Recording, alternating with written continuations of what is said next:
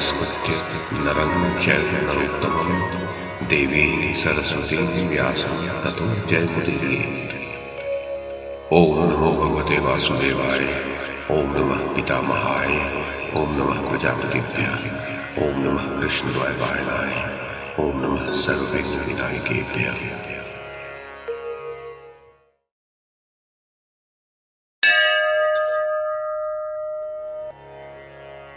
वैशंपायन जी कहते हैं, जनमेजय, संजय ने कहा, महाराज धृतराष्ट्र, सहदेव क्रोध में भरकर आपकी विशाल सेना को दग्ध करने लगा।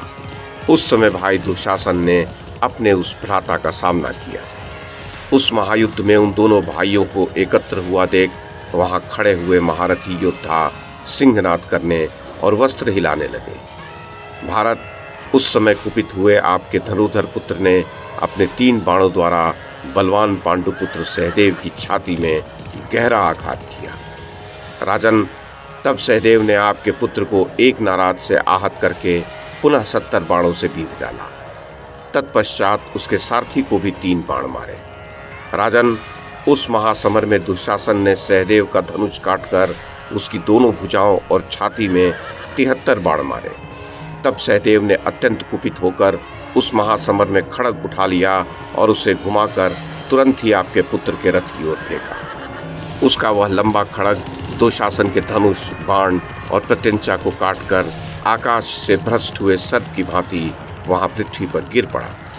तदनंतर प्रतापी सहदेव ने दूसरा धनुष लेकर दुशासन पर एक विनाशकारी बाण का प्रहार किया। यमदंड के समान प्रकाशित होने वाले उस बाण को आते देख कुरुवंशी दुशासन ने तीखी धार वाले खड़ग से उसके 2 टुकड़े कर डाले। तत्पश्चात दुशासन ने युद्ध स्थल में तुरंत ही तीखा खड़ग घुमाकर सहदेव पर दे मारा। फिर उस पराक्रमी वीर ने दूसरा धनुष लेकर उस पर बाण का संधान किया। सहदेव ने हंसते हुए से सहसा अपनी ओर आते हुए उस खड़ग को तीखे बाणों से समरभूमि में गिरा दिया। भारत, इतने में ही आपके पुत्र ने उस महासमर में सहदेव पर तुरंत ही 64 बाण चलाए। राजन, सहदेव ने रणभूमि में वेग से आते हुए उन बहुसंख्यक बाणों में से प्रत्येक को 5-5 बाण मारकर काट गिराया। इस प्रकार आपके पुत्र के चलाए हुए उन महाबाणों का निवारण करके युद्ध स्थल में सहदेव ने उसके ऊपर भी बहुत से बाण छोड़े। आपके पुत्र ने भी सहदेव के उन बाणों में से प्रत्येक को 3-3 बाणों से काटकर पृथ्वी को विदीर्ण सी करते हुए उच्च स्वर से गर्जना की।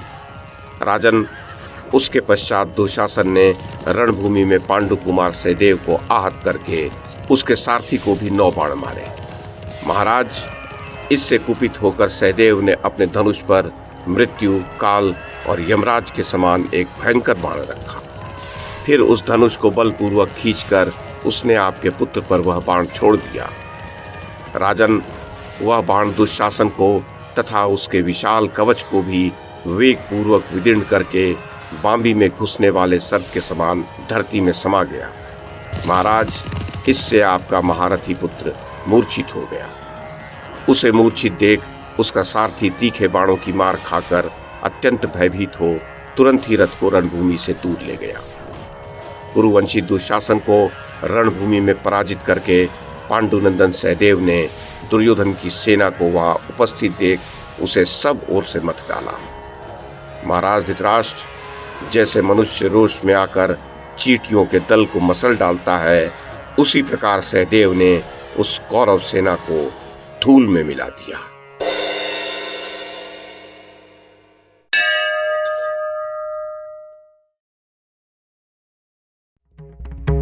YouTube के माध्यम से महाभारत की कथा को एक श्रृंखला के रूप में प्रस्तुत करने का हमारा ये प्रयास यदि आपको सराहनीय लगा हो तो कृपया इस कड़ी को लाइक और शेयर करें, चैनल को सब्सक्राइब करें और बेल आइकन को दबाएं। साथ में अन्य लोगों को भी देखने के लिए प्रेरित करें।